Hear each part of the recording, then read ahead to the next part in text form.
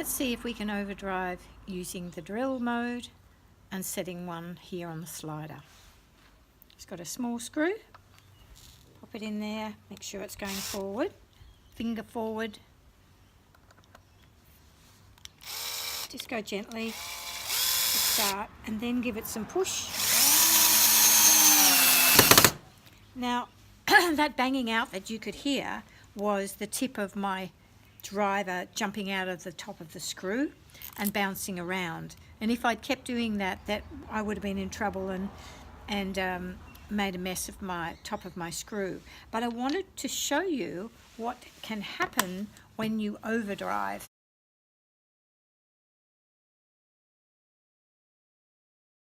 And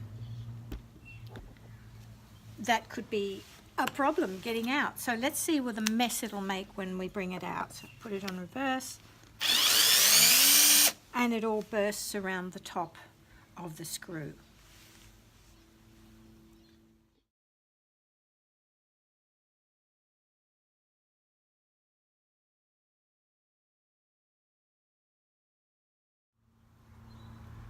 So to use the numbers on the ring, they start at 1 and might end up at 20 or whatever it is on your drill. To use the numbers on the drill, we're just going to imagine that 1 is the weakest and the highest number is the strongest. I've got it on 1 and 1 on my slider as well, so it'll go more slowly with a bit more grunt. But let's see what happens. That little clicky-click sound is the clutch disengaging or slipping. And it means it won't do any more work. So this isn't the right setting for driving in this screw.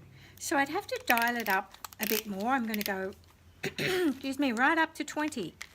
Right up to 20 on the setting and keep it on 1 on the slider, which is first gear, plenty of grunt and slow.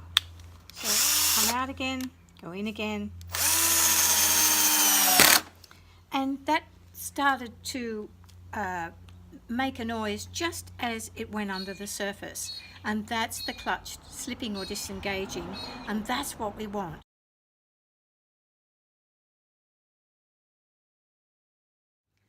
So you can drive lots of screws using these numbers on here so that you'll get the perfect result every time. There are some times when it doesn't work. Sometimes the wood is really hard. You might be using a really hard wood, in which case you will need to use a pilot hole in that, or you will break screws. But if you're using really soft wood like pine and camphor laurel is a soft hardwood, then you can use this method of the numbers on the ring. And it makes life a lot easier. But if you're in a hurry and you're not really that fussed, then you can put it on the, dial it up to the screw, to the drill.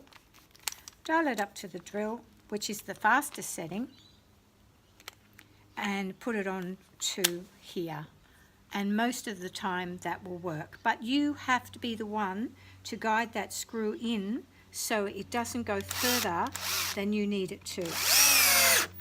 So you have to be the person to control that.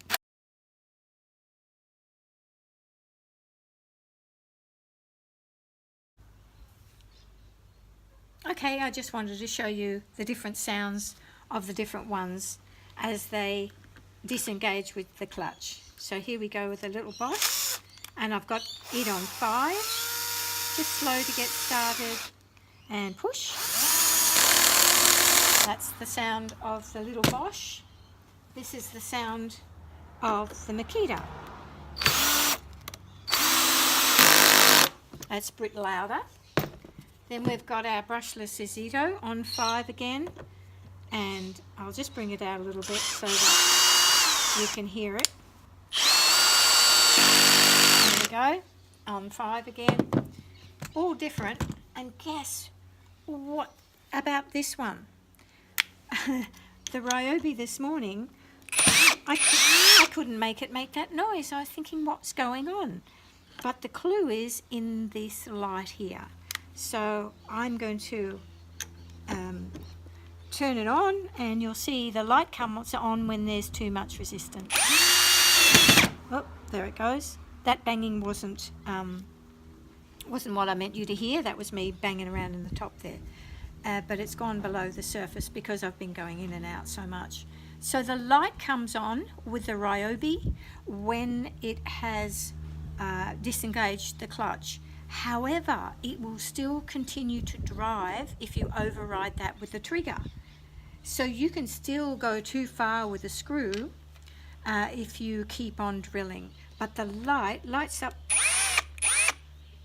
It tells you, let's get going a bit. I'm going to put it on 10. I've got it on gear 1. And see, I can still keep going even though the light is on.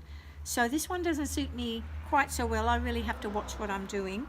The light is an indicator that you should stop, but it doesn't stop you like the other ones will just make that noise and you will have to change the number. This one, you can override it once you've seen the light and continue, which is sort of good in one way. If it hasn't quite gone under the surface, you can just go that little bit further, because you've got to remember that the wood sometimes can be different in different places. The color of this one here on the softer sapwood, the lighter color, could be a little softer than the darker heartwood, or if this is an annual ring, the same can happen if you've got these tough annual rings running through your wood, then that can also be tougher.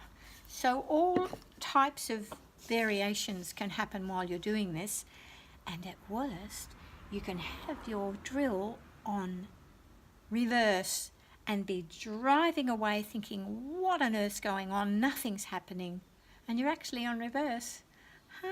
Happens to me all the time. So have fun with your drilling. There's lots to experiment with, but as I say, if you just want to go the quick way, put it on the drill little sign, put it on 1 or 2, and off you go. Have fun. So just while we were there, I was talking about the little drill icon on the top of your drill, and some are clearer than others.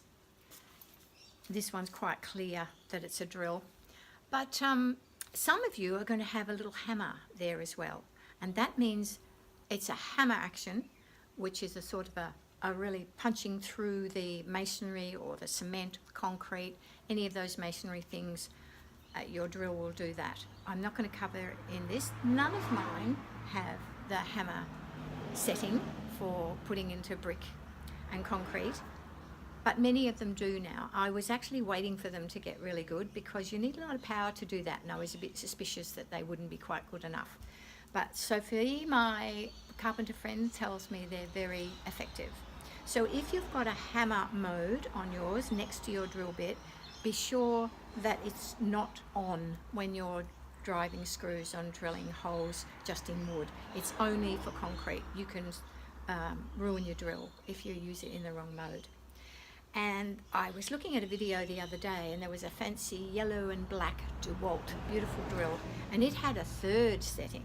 So it not only had the drill icon, the hammer icon, it had a screw icon.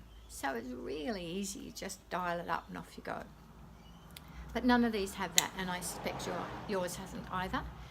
And these are the basics to get you started. So have fun with your drill. If you've got any questions or any comments, or if you have some really good tips, that would be really great to share on this Facebook. And next time we'll talk about buying a drill, what's in your budget, what to look for, what brands there are, and we can talk about the actual drills themselves, what to buy, what to look for, or if you've got some at home, how to look after them.